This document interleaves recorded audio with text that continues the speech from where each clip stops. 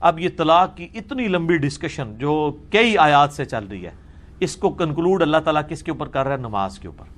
کیونکہ طلاق کے مسائل میں جگہ جگہ ایک بات آئی تھی، تقوی تقوی، اللہ سے ڈر جاؤ، اللہ تمہیں دیکھ رہا ہے، اللہ کی حد نہیں چھوڑنی، اللہ تمہارے نفسوں کے اندر آنے والے خیالات کو بھی دیکھنے والا ہے. تو اللہ کا تصور دل میں پختہ کرنے کا ذریعہ سب سے بڑا کون سا ہے؟ نماز. موسیٰ علیہ السلام کو بھی اللہ نے کیا وحی کی تھی؟ وَأَقِمِ الصَّلَاةَ لِذِكْرِي، مجھے یاد رکھنے کے لیے نا نماز کو قائم رکھنا ہے. باقی ساری عبادات تو چھوٹی ہیں نا جی، ایٹ لیسٹ جو عبادت ریکوائرڈ ہے وہ تو نماز ہے. اور کوئی بندہ کوئی سنت اذکار نہ بھی کرے، صرف فرض نماز ہی پڑھتا رہے، تو وہ 5 ٹائم اللہ تعالیٰ کو رسپانس کر رہا ہے. اللہ کی یاد اس کے دل سے جا نہیں سکتی. تو اس کا ذکر آ رہا ہے، حافظوا علی الصلوات، نمازوں پر پختگی اختیار کرو، حفاظت کرو. حفاظت کا مطلب کیا ہے؟ کسی چیز کی حفاظت کس طرح کی جاتی ہے؟ کہ عصر کے ٹائم اٹھ کے 3 نمازیں کٹھی پڑھ لی جائیں، فجر ظہر عصر، یا رات کو سونے سے پہلے 5 نمازیں پڑھ لی جائیں. یہ نماز کی حفاظت نہیں ہے. نماز کی حفاظت یہ ہے کہ نماز اپنے وقت کے اندر ادا کی جائے. جو 3 ایٹ لیسٹ اوقات ہیں، فجر، ظہر و عصر اور مغرب اور عشاء، اور اس میں بھی پریفریبل ہے کہ اول وقت میں نماز ادا کی جائے سوائے نماز عشاء کے. لیکن وہ مستحب ہے کہ آپ لیٹ کریں. اور اگر کسی نے نمازیں جمع بھی کرنی ہے تو کوشش کرے کہ وہ جمع سوری کرے. ظہر کو آخری وقت میں پڑھ لے، عصر کو اول وقت میں، تاکہ وہ 5 ٹائم والی جو ریسٹرکشن ہے شریعت والی، اس میں وہ اس کو توڑے گا نہیں. کیونکہ نبی علیہ السلام کا عمومی عمل یہ ہے کہ آپ 5 اوقات میں نماز پڑھا کرتے تھے. تو ظاہر اب ظہر کا وقت اگر شروع ہو رہا ہے سپوز 12:20 پہ، اور عصر کا وقت سٹارٹ ہو رہا ہے جا کے 3:50 پہ، تو اس پورے وقت کے اندر کسی بھی وقت وہ ظہر کی نماز ادا کر سکتا ہے.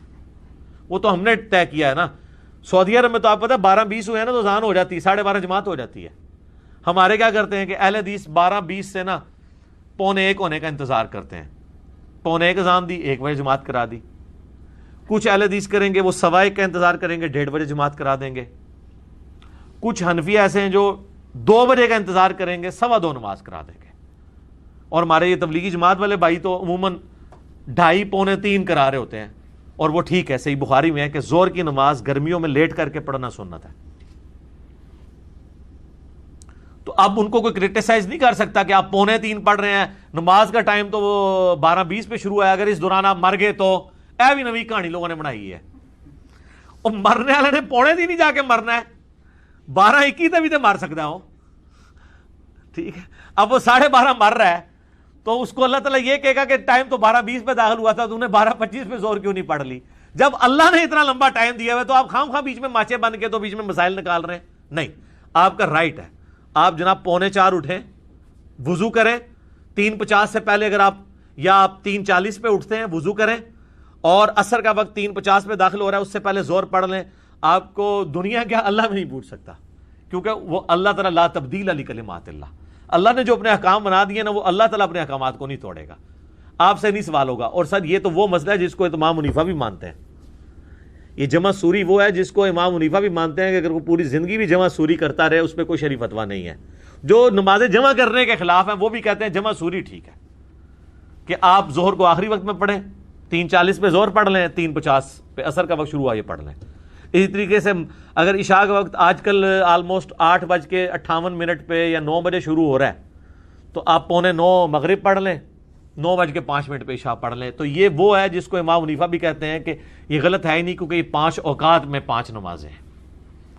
لہذا میں اہل تشیع سے بھی کہوں گا کہ وہ انہوں نے جو ایک روٹین بنائی ہوئی ہے نا، جمع تقدیم کی ہے، جمع تاخیر تو وہ کرتے ہی نہیں، جمع تقدیم ہی کرتے ہیں. یعنی وہ ظہر کے وقت میں 7 عصر پڑھتے ہیں، مغرب میں. وہ بھی اگر تھوڑی سی ٹالرنس دکھائیں کہ اس کو چینج کریں، کبھی الگ اوقات میں پڑھیں جس طرح کئی شیعہ علماء پڑھتے ہیں. اب جواد نقوی صاحب کو ہم ملنے گئے تو وہ بتا رہے تھے کہ ظہر ہمارے ساتھ پڑھتے ہیں، عصر کی نماز عصر کا وقت جب داخل ہوتا ہے اس وقت پڑھتے ہیں، ہمارے ساتھ جمع نہیں کرتے یہ تقدیم. کبھی جمع تاخیر کر لیں، کبھی جمع سوری کر لیں. تو یہ سارے طریقے سنت ہے. تو نمازوں کی حفاظت کرو. والصلاۃ الوسطیٰ، اور خصوصاً جو درمیان والی نماز ہے نا اس کی تو لازمی حفاظت کرو.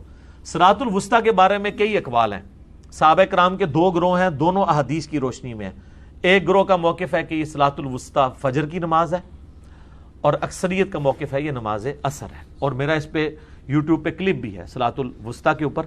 میرا بھی موقف یہی ہے کہ یہ نماز عصر ہے, کیونکہ بخاری اور مسلم دونوں میں حدیث ہے کہ جب غزوہ خندق کے موقع پر کافروں کے تیروں کی وجہ سے مسلمان اوپنلی میدان میں آ کے نماز نہیں ادا کر سکے اور نبی علیہ السلام کی نماز قضا ہو گئی عصر کی, تو آپ نے کہا اللہ تعالیٰ ان کے گھروں کو آگ سے بھر دے, انہوں نے ہماری صلاۃ الوسطیٰ ضائع کروا دی. تو یہ حدیث مرفوع بخاری مسلم کی اس پہ گواہ ہے. اس لیے حافظ ابن کثیر نے تفسیر ابن کثیر میں نا ساری احادیث نقل کر کے انہوں نے کہا اینڈ پہ یہی موقف مضبوط رکھتا ہے کہ نبی علیہ السلام نے جو بخاری مسلم میں آیا نا کہ صلاۃ الوسطیٰ کہا ہے نماز عصر کو,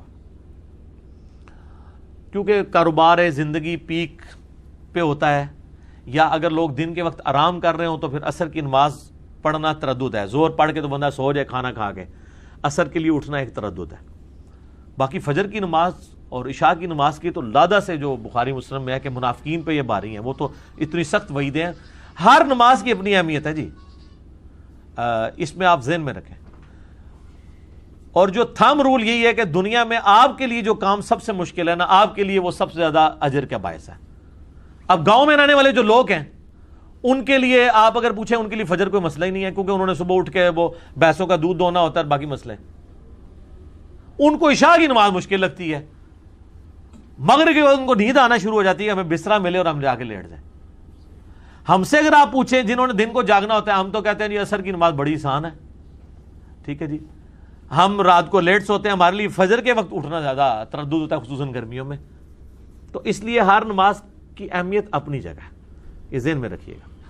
وَقُومُوا لِلَّهِ قَانِتِينَ, اور اللہ کے لیے عاجزی کرتے رہو, اللہ کے سامنے عاجزی کے ساتھ کھڑے ہو. اور نماز اس کا ایک پریکٹیکل نمونہ ہے کہ اللہ کے سامنے آپ عاجزی کے ساتھ کھڑے ہوتے ہیں. ایک تو اس کے سامنے کھڑے ہوتے ہیں, اور دوسرا پھر اس کی حمد کے بول بولتے ہیں, اور اس سے دعا مانگتے ہیں, اور اپنے گناہوں کی مغفرت چاہتے ہیں.